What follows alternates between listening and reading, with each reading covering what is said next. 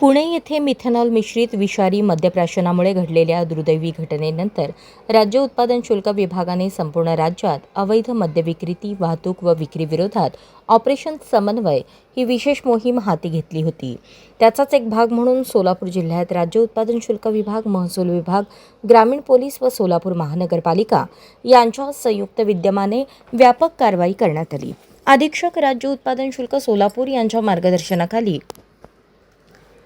शहरातील हॉटेल, ढाबे, टपऱ्या तसेच हातभट्टी निर्मितीच्या ठिकाणांवर धडक कारवाई करण्यात आली। कवठे तांडा परिसरातील अवैध हातभट्ट्यांवर विशेष लक्ष केंद्रित करण्यात आले। या मोहिमेत महिला पोलीस कर्मचाऱ्यांचाही सक्रिय सहभाग होता।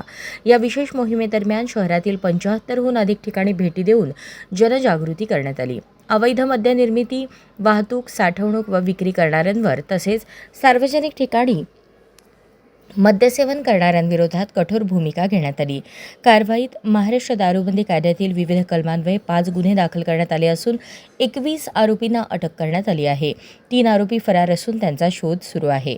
या कारवाईत 3460 लिटर रसायन, 830 लिटर हातभट्टी दारू, 5.22 बल्क लिटर विदेशी मद्य, 11.12 बल्क लिटर देशी मद्य, 15.5 लिटर ताडी जप्त करण्यात आली।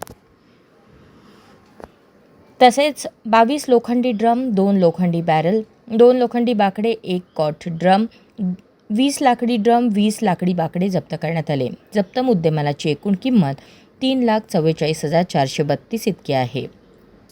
अवैध हातभट्टी दारू निर्मिती, वाहतूक, साठवणूक आणि विक्री रोखण्यासाठी जिल्हा व तालुका स्तरावर ग्रामसेवक, सरपंच, पोलीस पाटील, तलाठी आणि राज्य उत्पादन शुल्क विभागाच्या अधिकाऱ्यांच्या संयुक्त बैठका आयोजित करण्यात येणार आहेत। महाराष्ट्र दारूबंदी अधिनियम 1949 अंतर्गत संबंधितांना नोटिसा बजावण्याची प्रक्रिया सुरू करण्यात आली आहे।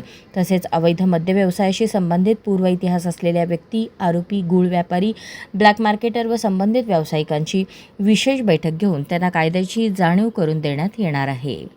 अशाच नवनवीन अपडेटसाठी जनता राज्य न्यूज चॅनलला सबस्क्राईब करा, लाईक करा आणि शेअर करायला विसरू नका।